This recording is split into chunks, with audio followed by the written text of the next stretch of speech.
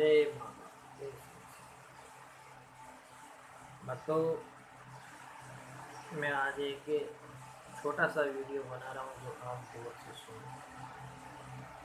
मैं हगोरी बाबा शमशान वासी। हगोरी बाबा शमशान वासी से आप हर काम करवा सकते हो, लेकिन हगोरी बाबा अच्छा काम ही करता है, गलत कार्य कभी नहीं करता है। और गलत कार्य के लिए हगोरी बाबा को कभी बोलना भी मत। तो हगोरी बाबा काम ऐसा करता है कि कोई भी शमशान से जुड़ी कार्य होती है वो कोई भी आप बता सकते हो।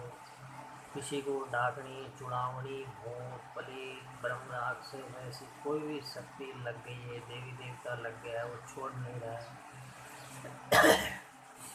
और बड़ी से बड़ा जिंद भूत लग गया है, तो हगोरी बाबा उसको चुटकियों के अंदर हटा दो।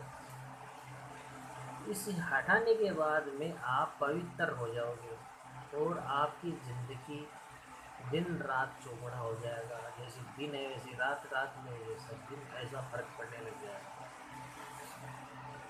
और हगोरी व ऐसा होता है कि जिंद भूतों का दास होता है। हगोरी से अगर कोई कार्य करवा लेता है उस घर के अंदर जिंद भूत पलित कभी जिंदगी में दोबारा नहीं घुसता है। मैं काम की बातें बता रहा हूँ, गौर से सुनना। करने के लिए तो कराने के लिए तो मैं आता ही नहीं हूँ, लेकिन सुनना, मेरा ज्ञान देना, आप लोगों तक पहुँचाना मेरा फर्ज है। ये मत सोचना कि हगोरी बाबा आ रहा है, बोल दिया तो आ रहा है। आने होने का सपना छोड़, जिसको भाग्य में किस्मत में लिखा है उसी से हम मिलते हैं, उसी का ही काम करते हैं। ऐसे नहीं कि फ़ोन कर दिया उसी को मिल गया, ऐसा कभी नहीं है भैया। हर बार मैं समझाता हूँ आप। और हगोरी को अगर कोई गुरु बनाता है तो उसका 7 जन्म का पीछे का पाप किया हुआ कट जाता है। आगे का जो आने वाली उसकी दुनी है, आगे आने वाली भविष्य है, वो उसकी ऑटोमेटिक सुधर जाती है। उसको कोई कर्म नहीं करना पड़ता है, ना कोई और करना पड़ता है। उसका एक आशीर्वाद ही सबसे बड़ा होता है हगोरी का। हगोरी का अगर सर के ऊपर हाथ रखने से उसकी जो भी है गलत शक्तियाँ वो उसी टाइम भस्म हो जाती हैं और उसका घर का देवी देवता उसके आस पड़ोस आने लग जाते हैं। दूसरी बात है कि हगोरी का मुख से सुना हुआ वचन जब यमराज के पास जाते हो, मृत काल में जाते हो, उसी टाइम में काम में आता है।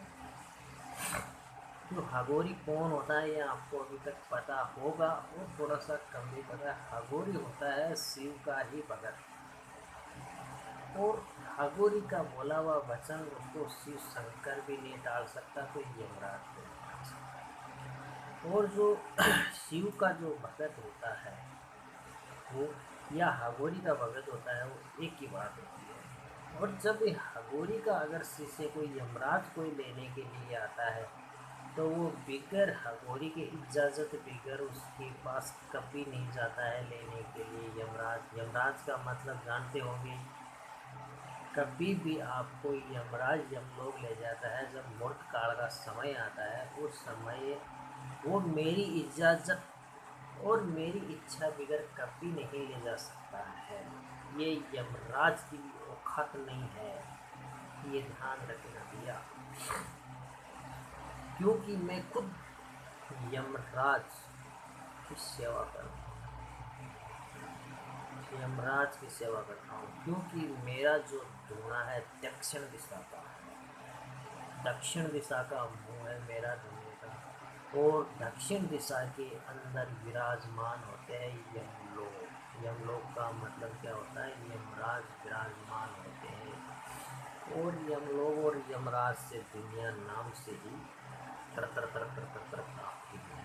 ठीक है, तो हमने उसकी भक्ति करी, हमने उसको पसंद किया है, कि देखा हमने कि तू कैसा होता है और ये कार्य तू क्यों करता है। ये इतनी बातें हमने आपसे गुप्त रखी है क्यों रखी है कि ये तो कोई भगत फेस टू फेस ही आता है, कोई मेरे से सवाल बयान करता है, जब भी उसको रियल में सामने दिखाता हूँ कि देखो देख तो क्या चीज़ है। समझ में आ रही है? तो इस जन्म के अंदर तो आप पैसे कमा के, माया कमा के, धन कमा के, 10 मंजिल की बिल्डिंग खड़ी करके, है ना, गाड़ी घोड़ा लगा के, महंगी से महंगी राजी हो जाओगे। हाँ, पैसे कमाए हमने, बहुत पैसे कमाए, लेकिन जब मरने के बाद में कितने 500 लोग जाते हैं शमशान में, 500 लोग, और वहाँ पे सिर्फ अकेले को ही पटक के आते हैं। आधे घंटे तक 500 लोग रुकते हैं उसके पास, फिर अकेले को पटक के आते हैं। फिर वहाँ पे तो बस मिट्टी में मिल गए सब, पैसे तो घर पे रह गया और वो गया शमशान में। शमशान से आगे उसके साथ में क्या घटना घटती है कोई किसी को पता नहीं है। ये तो जो इसकी आगे खोज करी है, जैसे इसकी तो आगे खोज करने वाला एक हागोरी होता है, क्योंकि हागोरी तो एक शमशान में ही पड़ा रहता है, शमशान में खाता है और शमशान में पिया रहता है, तो वही आगे का किताब खोल सकता है कि इसके आगे क्या होता है और कैसे आत्मा कहाँ जाती है। समझ रहे हो?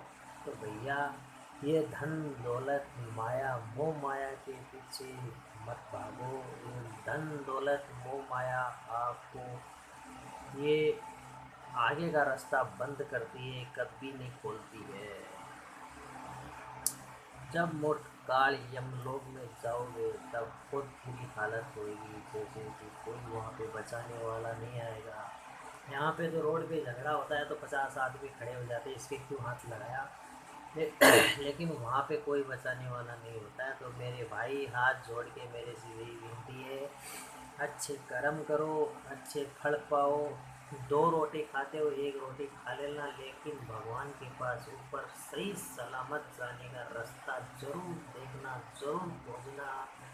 अच्छे से अच्छे से अच्छे गुरु को गुरु बनाना आपके को, और कोई भी गुरु हो अच्छे ज्ञान लेना उससे, अच्छे कर्म चलना, अच्छे रास्ते चलना, अपनी बच्चों को, बाल बच्चों को, घर वालों को, सबको अच्छे कर्म देना कि हमको जो मिला है वो भगवान के दिया से अच्छी बात है, हमने पेट भर लिया। बस इसी पे सब्र रखो भैया, कि बहुत से लोग हैं दादा है, हम दादा है, हम ये हैं, हमको तो कितने अच्छे, कितने अच्छे, बहुत कि कौन भगवान है, हम ही भगवान है।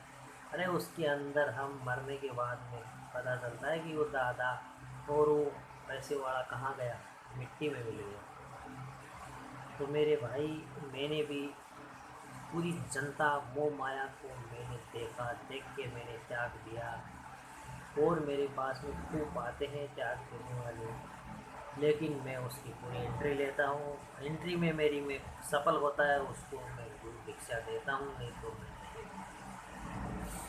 क्यों हागोरी पंथ में किसी को पटकना भैया बहुत बड़ा गलत होता है।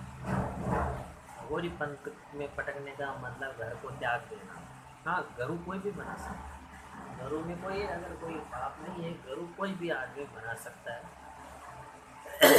तो मेरा यही कहना है भैया, आगे की भविष्य आप सुधारो और गलत कार्य कभी मत करो। ये मेरी माता को कहता हूँ मैं, ये मेरी बहन को कहता हूँ मैं, ये मेरे भाई को कहता हूँ, बूढ़े जवानों को सबको कहता हूँ कि आगे के भविष्य में क्या होगा, अपने आगे मौत काल के बाद में कहाँ जाना है, कैसे जाना है, अच्छे आदमी के पास बैठो, उससे अच्छे ज्ञान लो, या अच्छे संत महात्मा के पास बैठो, उससे ज्ञान लो। संत महात्मा की मुख से सुनी हुई जबान से आधे कष्ट उसी वक्त कट जाता है। तो किसी से अच्छे बाबाओं से संपर्क करो, अच्छे कर्म करो। हाँ भैया, गलत करिए कभी मत करो, मेरा हाथ जोड़ के विनती है।